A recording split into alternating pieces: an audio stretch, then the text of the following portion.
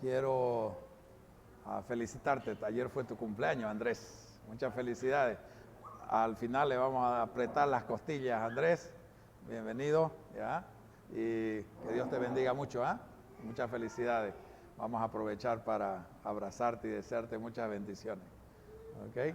Bueno, bienvenidos. ¿Quiénes vienen por primera vez? ¿Tú? Nail.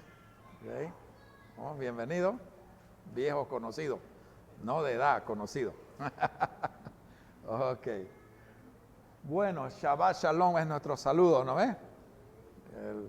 Que tengan un fin de semana de reposo, en paz, tranquilidad, que puedan desligarse de las cosas de lunes a viernes, a desprenderse de las preocupaciones, de las ansiedades y puedan intencionalmente colocar su espíritu, su alma y su cuerpo alineado con nuestro Creador y que les dé esa shalom, esa paz en su alma. ¿Ok? Eso se trata, de que podamos hacerlo de manera intencional. Cuando no se propone uno hacer esas cosas, es imposible entrar en esa paz. Así que ese shalom hay que trabajarlo. Es una paz que no es una paz estática de quedarse echado en una hamaca, sino hay que trabajarlo. Para los que no me han escuchado decir esto, aprendí de uno de mis mentores que me enseñó de que el shalom se encuentra cuando uno destruye al enemigo que le siembra el caos. La falta de paz es porque hay caos. Entonces, para encontrar paz, tenés que destruir a tu enemigo que te siembra el caos. Y muchas veces ese enemigo que te siembra el caos es la ofensa. La gente que te ha lastimado, personas de tu alrededor, personas que te aman, pero que de alguna u otra manera te ofenden. Y aprendí un versículo en la Biblia y por eso siempre me levanto así más o menos, ¿no? Hay un versículo en la Biblia que es medio sarcástico. Dice, todos ofendemos. Es una afirmación, todos ofendemos. Y dice, quien no ofende es varón perfecto. Ahora la pregunta es, ¿aquí en este grupo hay alguna persona perfecta? Mujer, hombre, perfecto, que todo lo hace bien. ¿Hay alguno? Entonces, cuando uno decimos, seguro que son perfectos, está hablando de una forma sarcástica, ¿no? La Biblia tiene sus cosas interesantes, chistosas a veces, de forma como expresa, porque no existe ninguno perfecto. Entonces, yo me despierto en la mañana y digo, Señor, hoy día alguien me va a ofender. Alguien me va a ofender. Miro a un lado y digo, de repente es ella. Ojalá que no sea ella. O me levanto y de repente mis hijas.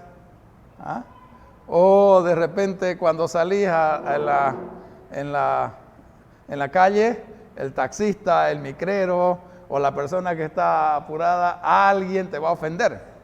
Entonces no debería ser una sorpresa para nosotros de que alguien nos va a ofender hoy día. Porque alguien nos va a ofender. Y también la otra es verdad. Señor, perdóname de antemano porque voy a ofender a alguien. Y ojalá que no sea ella la que está a mi lado. Ojalá que no sea a mis hijas.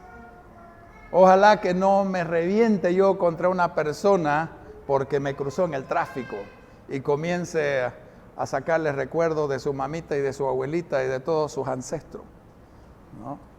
Entonces, la ofensa es una de las características de la ofensa, es que debemos entender que vamos a ser ofendidos, sí o sí.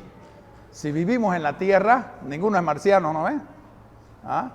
Si usted vive en la tierra hace más de un día, seguro que alguien ya lo ofendió. Porque vivimos en esta tierra. y no hay ninguno perfecto. Entonces, la ofensa, tenemos que estar convencidos de que es algo de nuestro cotidiano vivir. Por lo tanto, debemos aprender a lidiar con la ofensa. Y ese es un tema que nosotros debemos a aprenderlo, porque nos van a robar nuestra tranquilidad, nuestra paz, nos van a humillar, nos van a hacer cosas, nos van a decir cosas, nos van a decir que no nos quieren, nos van a decir que somos inútiles, nos van a decir muchas cosas. De repente hasta con un no que te digan, porque vos tenías la expectativa grande de que al pedir algo ibas a recibir un sí, y te dijeron no, rotundo, sin explicarte absolutamente nada, te vas a comenzar a sentir mal. Te vas a sentir contrariado, te vas a sentir ofendido. ¿Ok? Entonces, el problema con la ofensa, otra de sus características, es que se multiplica en las relaciones, perjudica las relaciones con las personas que te ofenden o con otras. ¿Se acuerdan los que estuvieron aquí el viernes pasado? Hablamos del reflejo del rostro en el agua. ¿Se acuerdan? Con la ofensa, ese principio funciona 100%. Cuando algo nos ofende, nosotros llegamos cargados y transmitimos esa ofensa a personas que aún ni siquiera estaban involucrados en el problema inicial. Es contaminante, causa destrucción de relaciones. Quiero recurrir a un versículo que dijo Jesús. Dice, fíjese, imposible es que no vengan tropiezos. Ahorita le voy a explicar qué significa eso. Mas hay de aquel de quien viniera. Si dice que alguien es causante, quiere decir que tu tropiezo, no está hablando de tu tropiezo con tu pie en un ladrillo. Quiere decir que tu tropiezo es causado por alguien. Fíjese bien lo que está diciendo.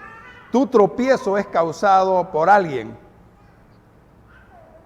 Cuando alguien nos ofende, nos hace tropezar. ¿Por qué? Ahorita lo vamos a descubrir. La ofensa nos hace tropezar porque toma nuestro corazón. La ofensa toma nuestro corazón, debilita las relaciones, impacta la relación con las personas a nuestro alrededor, nos incomoda e incomodamos y la ofensa se multiplica. Ahora, tenemos que identificar, para poder lidiar con esto, tenemos que identificar cuál es el problema y de quién depende el problema y responder correctamente para evitar los problemas relacionales, para evitar que se multiplique, para evitar que contamine a otros. Por ejemplo, si una ofensa yo devuelvo con ofensa, ¿qué va a hacer la otra persona? Una contraofensa. Y después yo una recontraofensa. Y después un problema así se va haciendo grande. Y cuando queremos abuenarnos, decimos, ¿les ha pasado a ustedes que cuando pasa la cosa, ¿por qué empezamos esta pelea? Y cuando la gente es sincera y honesta, después hace el ridículo de cómo empezó un problema, una ofensa, una pelea. Por cosas muy pequeñas que nos permitimos tropezar y caemos en una trampa y la transmitimos a otras personas. Esa palabra tropiezo en la Biblia en griego, me dio chiste, es escandalón en griego. ¿Quiere hablar en griego? Diga escandalón, ya está hablando en griego. Escandalón. De ahí proviene la palabra escándalo, pero para nosotros la palabra escándalo es algo que se hace grandote. La ofensa la hacemos grandota. Pero lo interesante, mira el dibujo. La palabra escándalo es ese palito. ¿Alguna vez jugaron haciéndole trampa a los pajaritos o a los animalitos? Donde se escondieron como este y de ahí tironeaba para que el pajarito o el animalito quede preso. Ese que hace clic se había llamado escándalo. Esa es la palabra, el que hace clic. Cuando vos tironeás, ese que está sujetando ahí la jaula para que quede preso el animalito y cae, ese palito que sujeta, o la trampa de los ratones para que se activa, eso se había llamado escándalo. Y en la Biblia Jesús dice de que todos vamos a escandalizarnos. ¿Qué significa eso entonces? Significa que vamos a caer en una trampa y vamos a tropezar. La ofensa hace activar una trampa que está preparada en nuestro interior, en nuestro corazón. Y ese actuar de alguien hace que se accione el palito ese, clic, y quedamos enjaulados, quedamos presos de una trampa. Usted es la presa. Usted es el pajarito que va a ser cazado, o el animalito que va a ser cazado. El ofendido cae en la trampa. No cae en la trampa el ofensor, porque muchas veces el ofensor ni siquiera se dio cuenta que ofendió. Dijo algo, hizo algo, activó algo y se fue. Y uno es quien se queda revuelto por dentro. O se queda triste, o se queda con ira, o se queda deprimido, o se queda humillado, o se queda con ganas de torcerle el coto a la persona, rumiando su amargura. Uno es el que queda mal, uno es el que queda entrampado, uno es el que tropieza, uno es el que no puede dormir, uno es el que no puede concentrarse en su trabajo.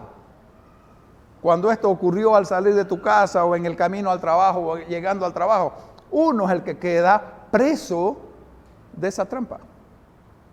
Entonces, la ofensa nos perjudica a la persona que es ofendida. De ninguna manera al ofensor. Entonces, eso nos muestra algo. Yo decido.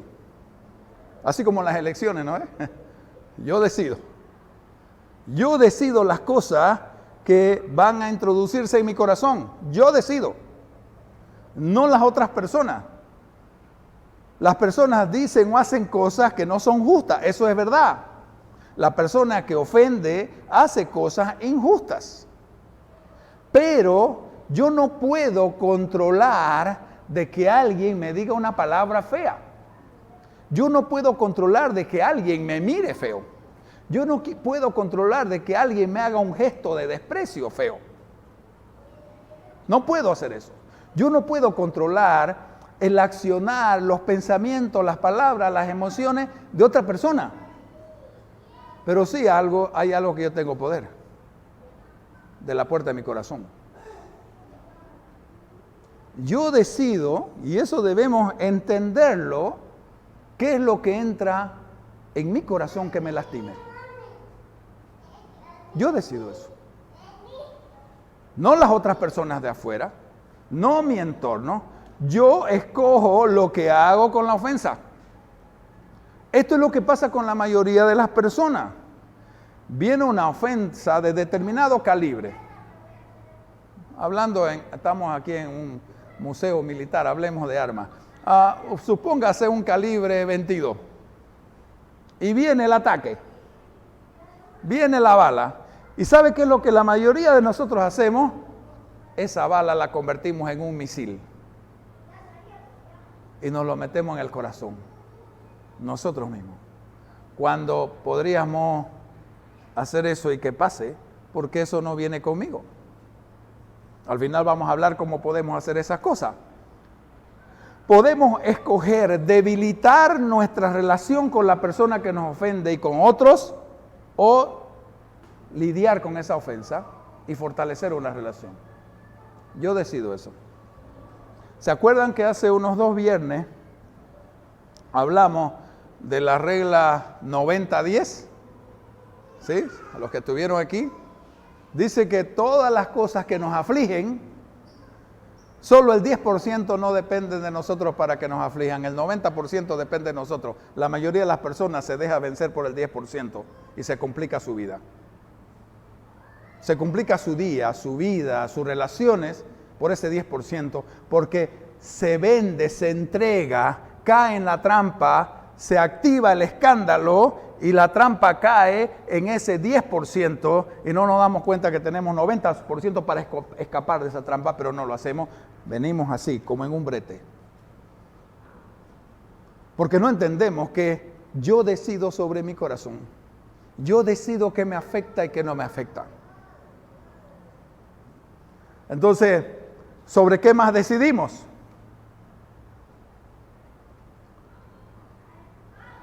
¿Dónde queda la amargura? Cuando la amargura queda aquí adentro, yo rabio, entro en ira, quiero matar a la gente, quiero irme, quiero deshacer esto. O me deprimo, me pongo triste, lloro, me aseguro que la bala calibre 22 se convierta en un misil para hacerme daño realmente y comienzo a sufrir. El gran problema es que hay muchas personas que les gusta eso, ¿no? Y se victimizan. Deciden victimizarse con las cosas que hacen nosotros, con lo cual no tienen control. Y no se preocupan de que el 90% de las situaciones tienen el control de su alma, de su corazón, de mis emociones y de mi intelecto. Mi intelecto, está en mi alma mi intelecto. Pero son personas muy inteligentes para hacer muchas cosas, no tienen inteligencia emocional y se dejan vencer por eso. Y desarreglan sus relaciones, su vida, su trabajo. Esa raíz de amargura es la peligrosa, porque contamina y se multiplica. El resentimiento que inicia por algo, porque hay un tema que no podemos controlar, ¿sí? Y está en la Biblia. Hay ciertos momentos y ciertas emociones que de repente uno, ¿no? Entonces la Biblia dice, airaos, pero no pequéis. No, que el sol no se ponga a tu enojo, no deis lugar al diablo. Eso dice. ¿Por qué? A ver, si alguien te dice algo, claro, hay una reacción natural y somos humanos. Ninguno anda en una paz total ahí, ¿no es verdad? Como meditando en el Tíbet, ¿sí? Ninguno anda así. Entonces, hay cosas, hay situaciones que las emociones saltan. Ahí está la prueba. ¿Qué voy a hacer con eso? ¿Voy a seguir escarbando y ahondando el pozo, la herida? ¿O voy a respirar y voy a entregarlo a quien corresponde? Es mi decisión. Entonces, cuando viene ese resentimiento a mi corazón y yo lo dejo que cultive ahí eso y que crezca, contamina todo mi corazón, toda mi alma, contamina mis emociones y mi pensamiento. Y de ahí mi voluntad y comienzo a reaccionar y a veces eso sucede en segundos. Porque hay personas que están ahí a la reacción, viven en un estado de defensa, en un estado de emergencia para contraatacar. ¿Por qué? Porque viven en una situación de que el mundo está contra mí. Entonces, de absolutamente cualquier cosa, por más mínima que sea, hay una reacción. Más o menos, inclusive hay algunos que están tan preparados que de repente cuando ya ven que están mirando, ya vino la respuesta. ¿Por qué vas a vivir así? ¿Por qué vas a vivir preso de esas cosas? De las acciones de otro. ¿Qué dice la Biblia sobre la amargura? Eso que le estaba diciendo. Cuídense unos a otros para que ninguno de ustedes deje recibir la gracia de Dios. La gracia de Dios es interesante. Tiene dos conceptos muy, muy importantes. La gracia de Dios es un favor de Dios. La gracia de Dios es algo inmerecido que Dios te da, es un regalo. ¿Sí? El amor de Dios, que muchas veces no lo merecemos, pero Él lo tiene para nosotros. Por eso es que es gracia. La salvación, la vida eterna es por gracia, no es porque nos lo merecemos. Ninguno de nosotros tiene mérito para ser un ángel. Ninguno de nosotros. Por eso viene la gracia. Pero la gracia de Dios también es tener el poder de Dios en uno. La gracia de Dios significa el poder de Dios. Porque, a ver, cuando vos estás con un niño, ahí como está ella con su niño, ese niño se siente seguro. ¿Por qué? Porque está en las faldas de mamá. Ari está al lado de papá, apoyada a papá. Se siente seguro, puede pasar cualquier cosa, pero el poder de mamá, el poder de papá, me va a cuidar, me va a proteger. Eso es la gracia de Dios con nosotros. Si vos estás en esa gracia de Dios, podés estar seguro de tener esa paz, ese shalom y esa confianza de que tu Padre te va a cuidar. Pero tenés que construir esa relación con Dios. La gracia de Dios corresponde a eso. Entonces lo que dice aquí es que no vamos a poder recibir esa protección, esa seguridad de Dios si sucede esto. Dice que tengan cuidado de que no brote ninguna raíz venenosa de amargura, la cual los trastorne a ustedes y envenene a muchos. Léala bien esas palabras. Léala bien las palabras que están escritas ahí. Que los trastorne a ustedes y los envenene a muchos. Es como un virus, oye. Es una plaga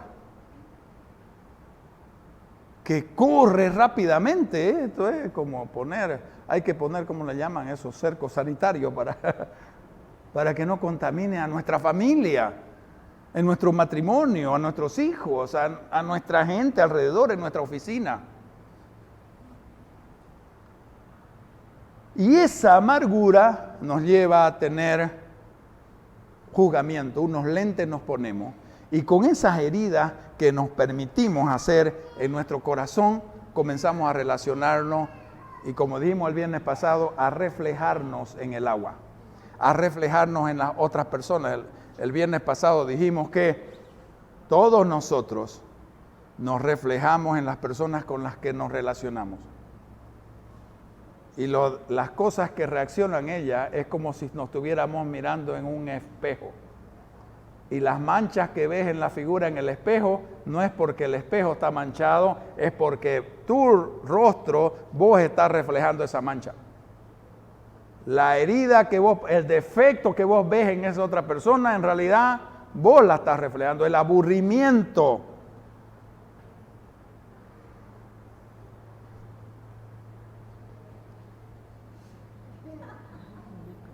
¿Por qué reí? Porque usted está riendo. ¿Viste? Cuando yo río, por reír, ¿no es? Eso es lo que hablamos el viernes pasado. Sabes que estoy jugando. Pero cuando vos saludás a alguien amargado, ¿cómo vas a recibir el saludo? ¿Van a venir a abrazarte? No. Nosotros nos reflejamos en las personas. Las actitudes, las respuestas de las personas a nuestro alrededor son un reflejo nuestro.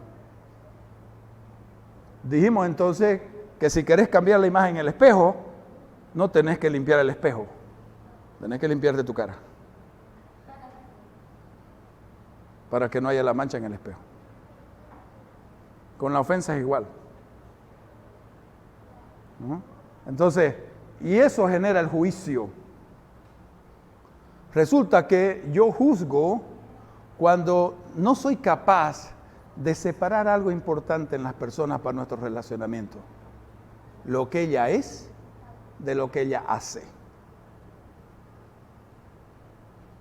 Debemos aprender a hacer eso.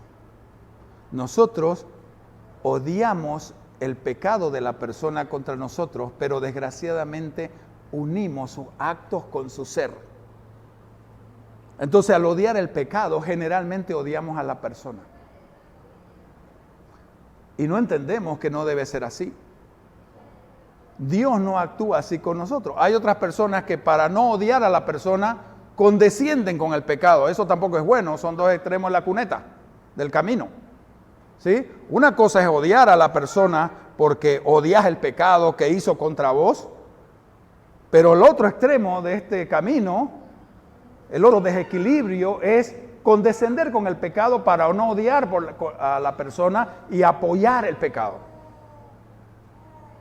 El equilibrio de la vida es que yo pueda separar de la persona su actuar de su ser. Una cosa es la persona, otra cosa es el ser. Te lo explico de esta manera. Muchos padres de familia, cuando quieren disciplinar a sus hijos, cometen ese error. Dañan la identidad, el ser, por corregir el hacer. Entonces viene un padre y quiere corregir a su hijo, que tenga buenas calificaciones, y le dice: sos un idiota, tenés que estudiar más, sos un burro, no tenés neurona, te voy a dar palazo porque sos burro, sos flojo, no sabés hacer las cosas. Y le comenzás a gritar. Tenés la buena intención de corregir sus actos, pero lo estás matando su alma, le estás matando su identidad, su ser valioso. La pregunta que tu hijo o tu hija dice: ¿quién soy yo? ¿Será que soy una persona que tiene un propósito en este mundo? ¿Será que soy una persona que vale la pena que viva? ¿Será que soy una persona inteligente, una persona capaz? Está en esa pregunta tu hijo. Nosotros todos siempre nos estamos preguntando esas cosas por nosotros mismos, y viene la respuesta de papá, de mamá: sos un bruto, sos un inútil, no servís para nada. Ah, esa es la respuesta. Entonces estoy dañando su identidad, no estoy corrigiendo sus actos. Por eso es que la mayoría de los hijos confunden la disciplina con el rechazo. Papá no me quiere, mamá no me quiere. Desgraciadamente esa ofensa después se repite y es generacional. Y vas repitiendo de nuevo la misma cosa con tus hijos, sin querer hacerlo, porque te hiciste un voto: no voy a hacer esas cosas, no lo voy a hacer. Pero de ahí las circunstancias te llevan, y como tenés semillas en tu interior plantadas, comenzás a reaccionar en el mismo padrón de comportamiento que tu padre o tu madre. Otra, de esta diferencia del ser del hacer. Dios nos manda a hacer algo a los hijos con nuestros padres. Dice: honra a tu padre y a tu madre. No te dice de que honrarlos si son buenos padres, si te atendieron bien, si te criaron bien, si te amaron, si te cuidaron. No dice eso. No dice. Es un mandamiento incondicional, que no está basado en el hacer, está basado en el ser. Es tu padre, es tu madre. Honra a tu padre y a tu madre para que te vaya bien y tengas largos días sobre la tierra que Jehová tu Dios te da. Para que te vaya bien. Hónralo al ser. Pero mi padre es un borracho, mi padre fue un violento, mi padre no sé qué, mi madre me abandonó a mí. Esos son sus actos. Para poder honrar al ser, tenés que separar sus actos. Esos son sus pecados. Dios se va a entender con él, de sus actos. Tú, lo que te corresponde a vos es honrarlo, aunque no se lo merezca, porque no es un tema de merecimiento, es un tema de mandato, es un principio. El apóstol Pablo, en la carta en Efesios, dice: primer mandamiento con promesa.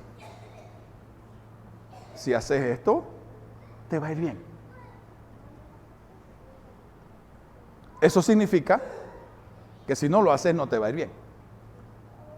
Porque hay otro versículo que dice: maldito al que deshonrare a su padre o a su madre y dirá todo el pueblo, amén.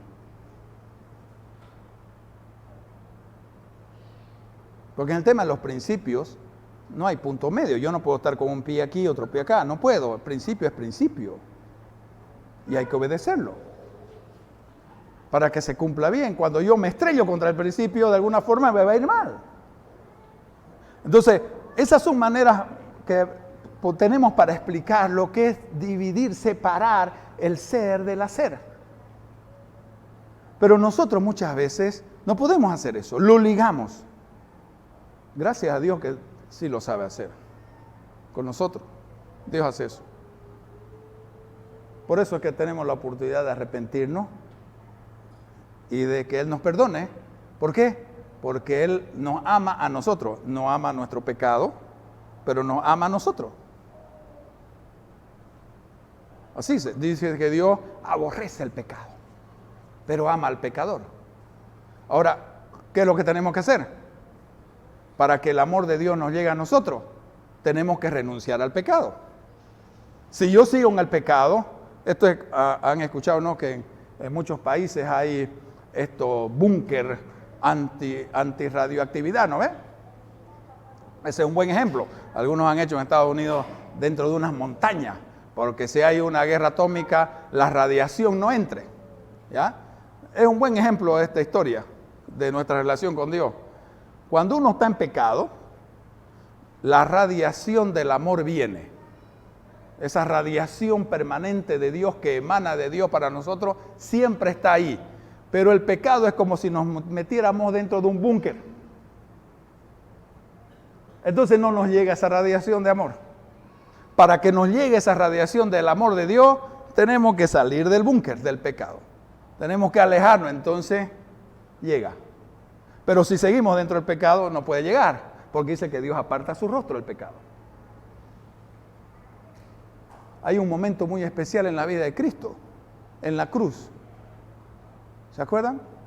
Está crucificado, siempre se recita eso en Semana Santa, el Viernes Santo. Dice, Padre, Padre, ¿por qué me has abandonado? No era porque Cristo pecó, ¿sabe por qué era? Porque la Biblia dice que Él se hizo maldición por todos nosotros. Se cargó nuestra maldición para se llevó nuestros pecados en Él y murió en la cruz y lo mandó al infierno. Y de ahí resucitó victorioso ante la muerte. ¿Ok? Ese momento, Cristo lleno de maldición, su Padre apartó su rostro de Él porque Dios aparta su rostro del pecado. Si nosotros estamos en pecado, no podemos recibir su amor. Si salimos del pecado, sí podemos recibir su amor. ¿Por qué? Porque Dios separa nuestro ser de nuestro hacer. Nuestro hacer siempre va a tener consecuencias. Nuestro pecado va a tener consecuencias. Nadie se libra de las consecuencias del pecado. Nadie se libra de las consecuencias del pecado. El pecado siempre tiene consecuencias. Eso no quiere decir que Dios no nos perdona. Dios nos perdona. Pero no nos libera de las consecuencias. Algunas personas le piden perdón a Dios creyendo que lo van a engañar a Dios. Y dicen, ¿me va a librar de la consecuencia? No, no. El pecado tiene consecuencias. Porque toda acción tiene una reacción, es una ley. Toda siembra tiene una cosecha, es una ley. ¿Ok?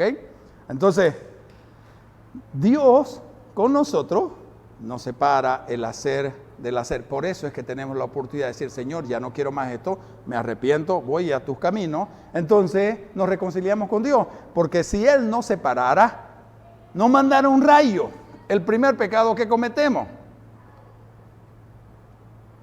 no tendríamos oportunidad.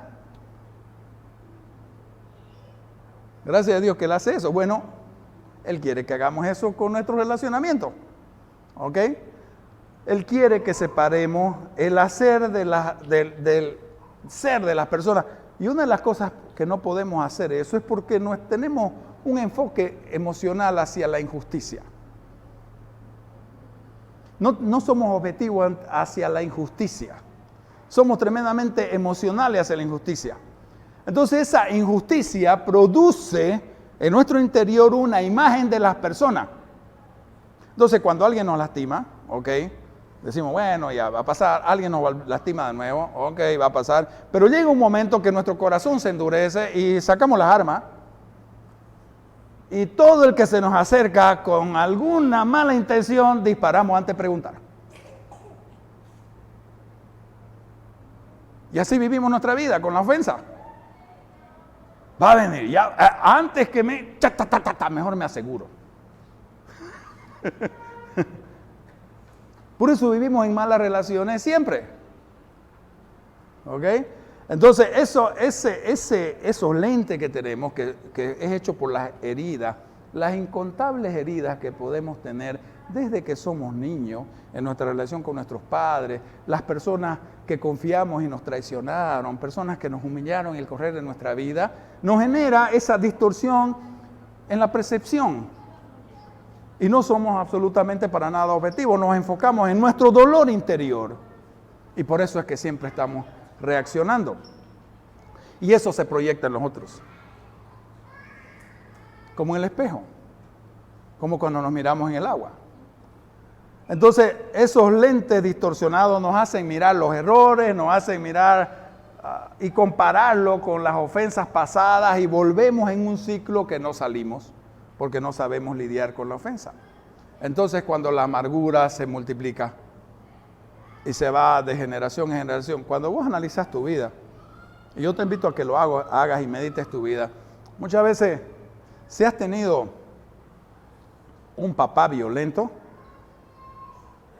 y te ha lastimado tu corazón, vos haces un voto y decís, nunca voy a ser así, voy a ser pasivo.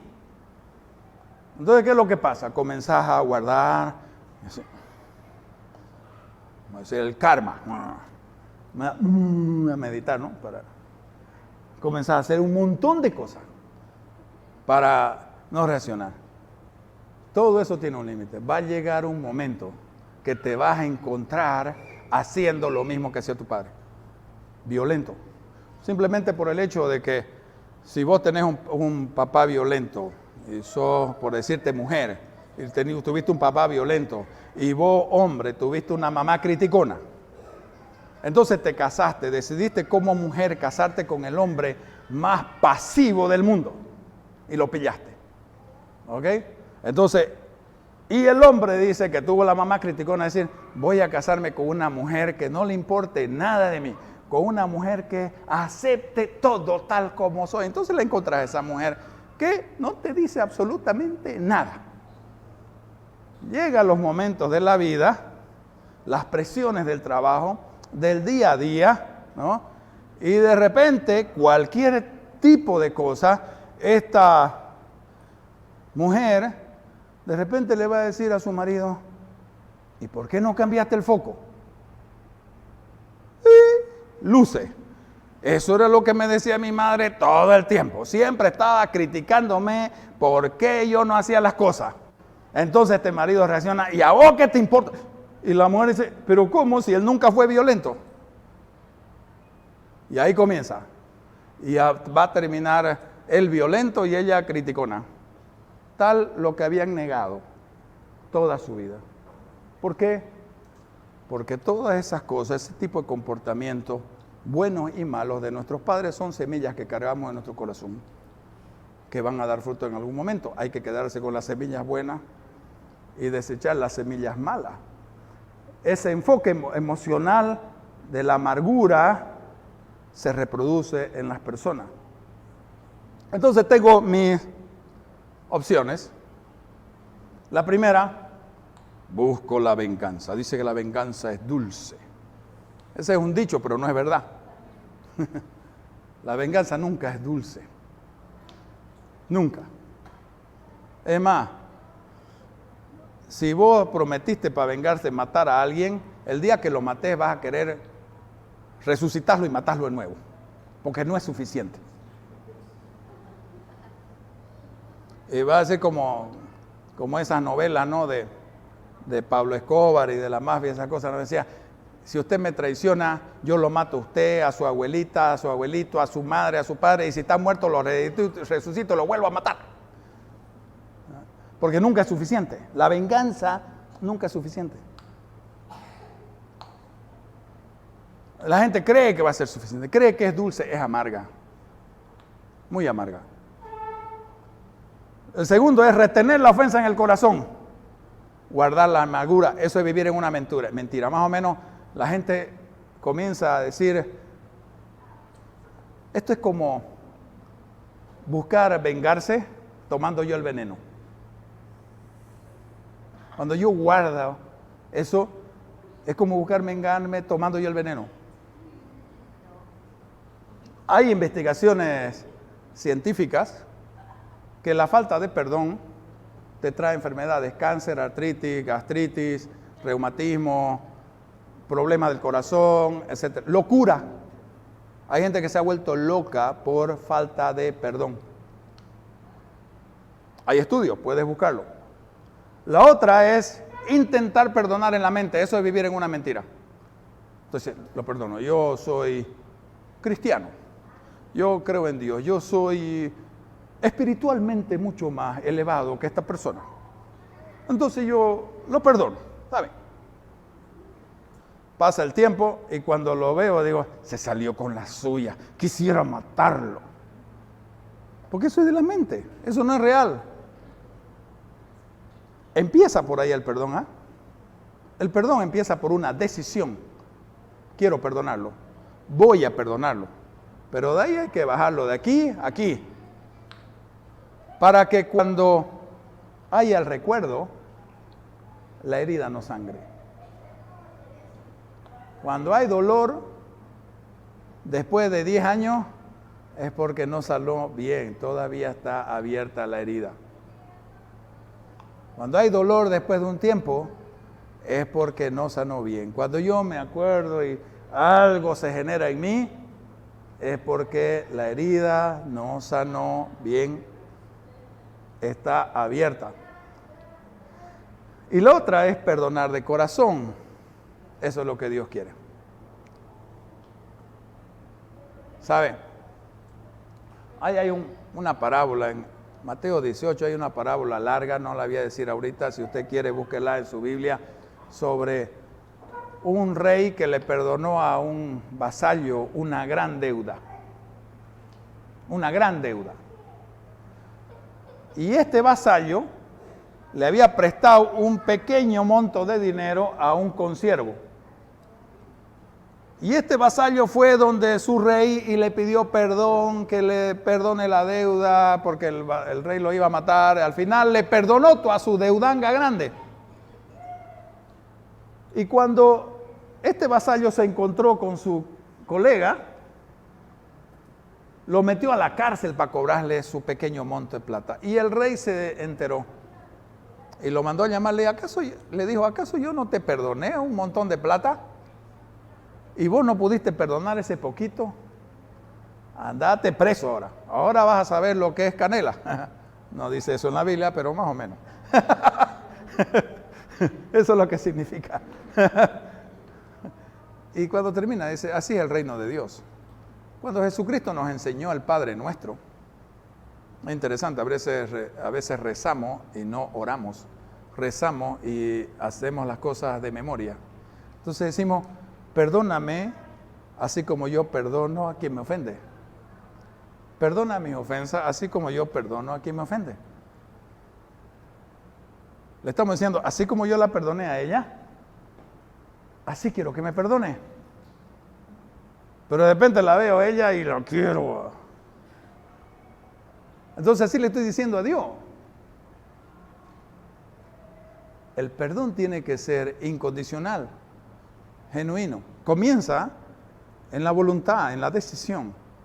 Debe arraigarse en el corazón. Porque si no, me va a perseguir siempre. ¿Ok? Aquí viene el problema con la falta de perdón. Aparte de las enfermedades que hemos dicho, es que es idolatría en el corazón. La falta de perdón es idolatría. Yo le doy el poder a la persona. ¿Qué pasa con mi vida? ¿Te has visto alguna vez en algún momento que te enojaste con alguien y no lo has perdonado? Más bien quisieras desquitarte, quisieras vengarte de esas cosas. Entonces entras a un salón, en una reunión, una fiesta, y el tipo está ahí. Y ahora lo voy a tener que saludar. No, me hago el opa. Hola, ¿cómo te va? ¿Qué tal? ¿Todo bien? ¿Todo bien? Mira lo que está pasando. La presencia de esa persona está determinando tus actos. Maneja tu vida esa persona y ella no lo sabe, pero maneja tus decisiones, maneja tu vida. Eso es idolatría. Cualquiera que maneje tu vida y no sea Dios, es idolatría a esa persona o a esa cosa. Se otorga al ofensor la autoridad sobre tu identidad y tu destino. ¿Quién sos vos aquí dentro?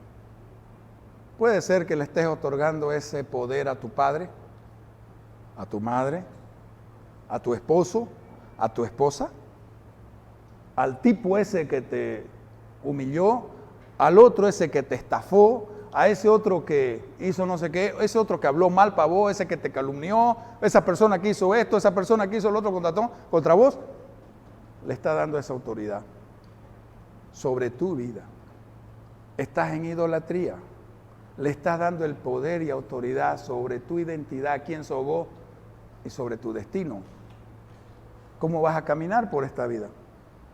Porque estás aceptando los actos, las palabras, las acciones de ese ofensor como una verdad. La mentira que está diciendo esa persona de vos, la estás aceptando como una verdad. Entonces, ¿qué hago con esta historia? Si vos has vivido algo así, yo te pido por unos minutitos que inclines tu rostro ahí y comiences a pensar, a meditar. ¿He vivido esta situación? ¿He vivido con alguien esta cosa? ¿Le estoy dando la autoridad a esa persona sobre mi vida, sobre mi identidad, quién soy yo? Si es así, pídele perdón a Dios por estar en idolatría. Pídele perdón a Dios por querer vengarte. Le voy a contar una pequeña historia. Conocí a un hombre hace varios años atrás. Él lo conocí como abogado. Y él andaba con saco siempre y con las manos, una mano metida en su bolsillo. Me causaba extrañeza porque no hacía frío para que use saco. Y hasta que después estábamos en un seminario, después de un buen tiempo, ya le vi la mano y es que no tenía la mitad de 2 o 3 dedos. Entonces, me contó su historia. Cuando él tenía 8 años, muy lejos en el campo, hace muchos años atrás, ya este hombre en esa época tenía unos 65 años. Y esto ya fue hace varios años. Y él me dice, me contó su historia. A los 8 años de edad estaba hurgando una máquina en el campo, muy alejado de la ciudad, y una cuchilla le pasó por ahí. Y no había condición, no había carretera, no había movilidad. El padre se sintió impotente, le vendaron la mano para que parara la hemorragia y no pudieron hacer muchas cosas. Hasta que lo llevaron, ya no había cómo le hagan nada y él quedó así. Le salvaron la vida, no se desangró, pero había mucha tristeza en el padre por su impotencia. Y un amigo de él, un compadre de él, fue a visitarlo al campo y él estaba jugando allá atrás de la ventana, de la pared, en el patio, y el papá con el compadre estaba aquí dentro de la casa, y él escuchó una conversación de allá que el padre le decía, tengo tanto dolor que hubiera preferido que esté muerto. Y él hizo un voto, tras que yo pueda me voy a ir, porque mi padre no me quiere, porque ya al haber perdido esto, soy un inútil, mi padre me rechaza. La mentira se grabó en su corazón, se implantó en el corazón y comenzó a crecer la amargura. Cuando él tuvo, no sé si 15 años, ya más o menos hombre, se fue sin que nadie sepa. 14, 15 años. En esa época aceptaban en el ejército gente muy joven. Y llegó y se metió al ejército. Estuvo como 2 o 3 años en el ejército y comenzó a trabajar y comenzó a estudiar. Salió bachiller, comenzó a estudiar y salió abogado. Cuando salió abogado, agarró el título, se fue hasta la hacienda de su padre. Nunca habían sabido de su padre, nunca le habló. Los padres pensaron que se había muerto, no sabían de él, no. Se perdió del mapa y llegó donde su padre le dijo, aquí está el que no servía. Y le tiró su diploma a la cara de su padre.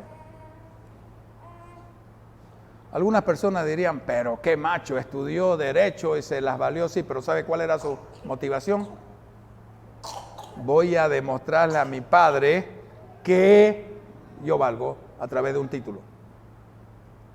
Pero el título no es él. Eso es lo que hace un abogado. Pero aquí en su interior, él seguía siendo ese niño que no servía para nada porque había perdido la mitad de sus dedos.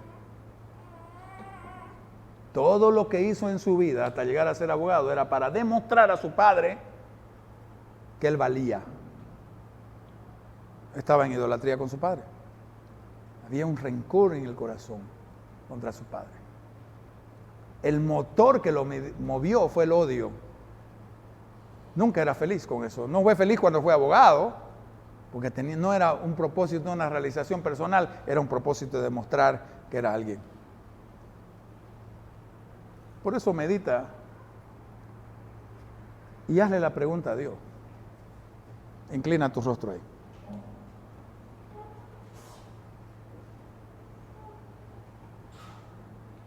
Hazle la pregunta a Dios. ¿Quién soy yo? Decirle, Señor, tú eres mi Padre, te reconozco como Padre. Tú eres mi Dios, eres mi Creador, eres mi Padre. Aquí cerquita, está cerquita mío. Porque Dios está aquí cerquita tuyo. Él quiere irradiarte su amor. Y de repente, estas cosas no permiten que vos recibas ese amor. Pero hoy es un buen tiempo para preguntarle, Señor, ¿quién soy yo? ¿Quién soy yo para ti? ¿Qué tan valioso soy para ti?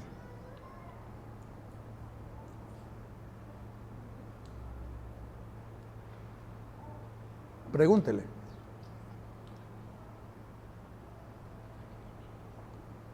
Y escuche.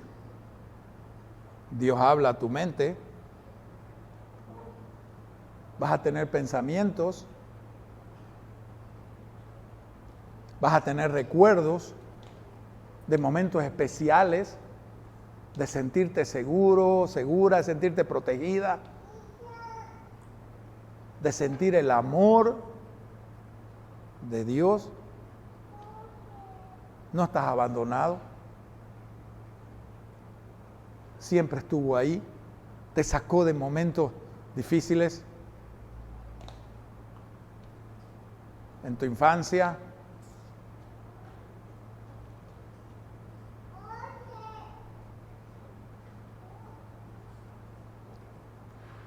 Y de ahí pregúntale otra pregunta. ¿Para qué estoy aquí en la tierra? ¿Cuál es mi destino? ¿Cuál es tu propósito?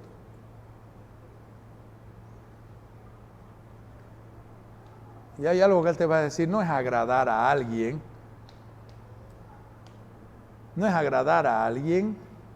Tenés un propósito de Dios para tu vida. No es agradar a una persona. Es un plan de Dios.